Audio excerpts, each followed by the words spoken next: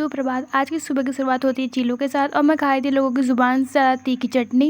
हाँ। तो आज से गुलाबी ठंड शुरू हो गई थी और आप मौसम देख ही सकते कितना ठंडा हो गया था। अपना रूप रंग सजाऊं, बिंदी माथे पे लगाऊं करके मैं हो गई तैयार मम्मी के साथ जाने के लिए। मम्मी कर रही थी बात और ये देखो, ये प्रधान ने लगाई थी हमारे बेंचे। इस बेंच में मच्छरों के अलावा शायद ही कोई बैठा है आज तक। मेरे को तो आज तक कोई दिखा नहीं आया बैठे हुए।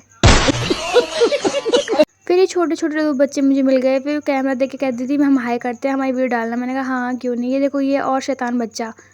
मैं खुश तो बहुत हुई लेकिन मुझे पता नहीं हम जा कहाँ रहे हैं। मम्मी आंटी हम सब चले गए चौराहे। मम्मी ने कहा चलते हैं हॉस्पिटल। मैंने कहा क्यों?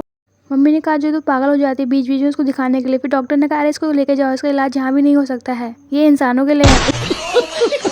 बची-कुची इज्जत को लेके हम चले गए आंटी के रिश्तेदारों के घर पे।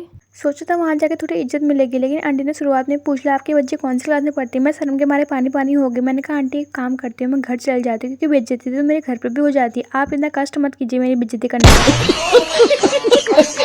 बची-कुची इज्जत को लेके मैं चिपक गई मम्मी से। मैंने कहा चलते हैं यहाँ से, मेरी बहुत बेइज्जती हो गई आज। करवा चौथ के सामान के लिए मम्मी और आंटी चले गए पार्लर। फिर मैंने कहा लगे हाथ मैं भी हाथ मार लूँ।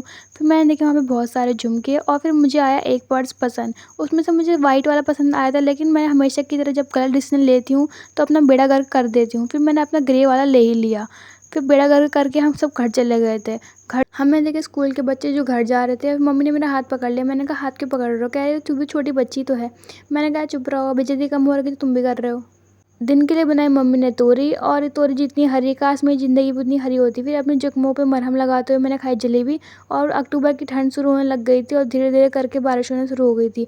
फिर मम्मी छत में से लोगों पे ऊपर पानी फेंक रही थी। मैंने कहा ये कौन सा तरीका है लोगों को बताने का कि बारिश हो रही है?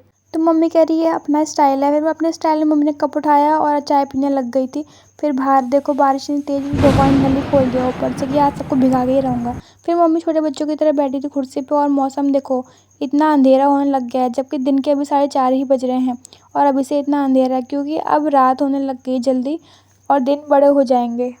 तो मम्मी ने रात के लिए बनाए मशरूम और मेरी मम्मी मेरे भाई को सारा किस्सा बता रहे थे कि कैसे कैसे मानसी की बेइज्जती हुई। तो मेरा भाई हंसे जा रहा था। तो आज का ब्लॉग यहीं एंड करते हैं। आज की बेइज्जती हो गई बहुत ज़्यादा ही।